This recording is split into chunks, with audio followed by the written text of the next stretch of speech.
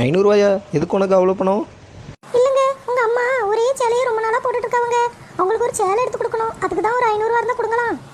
ஏப்பா எங்கள் அம்மா உன்ட்ட கேட்டால் அவ்வளோ சேலை எடுத்தான்ட்டு நீ எதுக்கு அதிக பிரசித்தனமாக பண்ணிகிட்டு இருக்கா? எனக்கு தெரியாதோ எடுத்து கொடுக்க. ஆமாம், டெய்லியும் சொல்லிட்டு தான் இருக்கேன். ஆனால் ஒரு நாள் வாங்கி கொடுக்க மாட்டேங்கிறியே. ஏய் நிறுத்து, நானும் அப்போ வச்சு பார்த்துட்டு இருக்கேன். என் மோனோட ஒரே சண்டை போட்டுக்கிட்டே இருக்கா. ஆமாம் சண்டை போடலாமா? கொஞ்சம் நில்லுங்க, நான் சொல்கிறேன். நீ வாய முடியல, அவன் உன்ட்ட சண்டை போட்டுட்டு இருக்கா. நீ உன் பாட்டு கேட்டுக்கிட்டே இருக்கா. அத்தை நான் சண்டை போடல அத்தை, பேசிட்டு தான் இருந்தேன். நிறுத்து நாலு முடி, உன்னைய பற்றி எங்களுக்கு தெரியாது நடிச்சிட்டு இருக்கியோ. அம்மா திட்டாதீங்கம்மா, ஒரு நிமிஷம் நில்லுங்க, நான் சொல்கிறேன் என்னன்னு.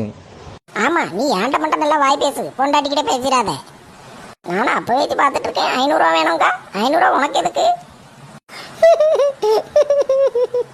அம்மா என்னம்மா நீங்கள் அவள் உங்களுக்கு சேரீ எடுத்து கொடுக்குறதாம்மா 500 ரூபா கேட்டா? என்னம்மா அவனை சொல்றா? எனக்கு கொடுக்க கேட்டாளா?